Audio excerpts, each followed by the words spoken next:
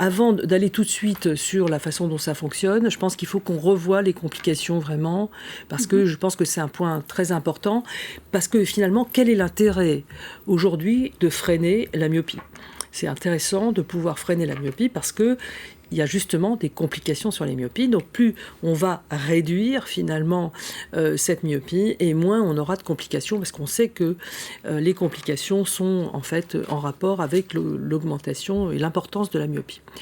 Alors tout simplement, dans les premières complications, il y a la choroïdose myopique, c'est-à-dire qu'on voit très bien que la rétine, qui a une surface en fait qui est définie, va avoir beaucoup de mal en fait à épouser finalement la forme sclérale qui s'allonge et c'est pour ça qu'elle s'étire et qu'on a ces complications de choroïdose myopique. Ça, c'est la première chose qui est importante à savoir, ce qui veut dire qu'on a une rétine de moins bonne qualité, évidemment, sur toute la surface.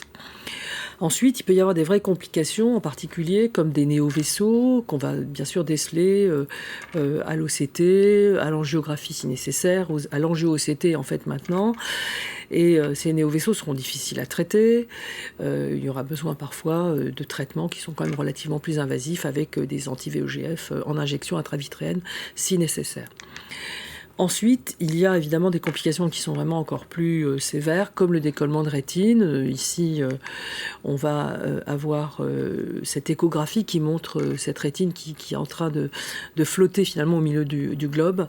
Et on comprend bien que, bien sûr, on a des traitements, c'est un traitement chirurgical, heureusement, on a d'excellents rétinologues chirurgicaux, mais bien sûr, le risque est quand même très important